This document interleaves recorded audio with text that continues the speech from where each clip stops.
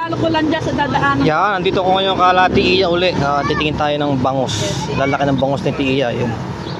Vlogger? Apo. Ay, mama, meron pa tayo bumibili. Maganda si Tita. Ayan. Shout out, Tita.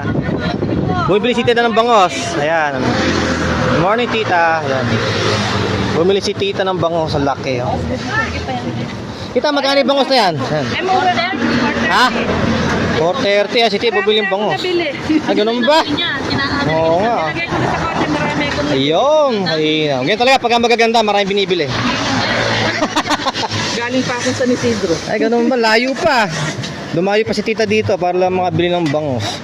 Relie, no? Masarap dyan, relie, no? Iwan mo kami ng Jepoy. Okay, Tita, ingat ka, ha?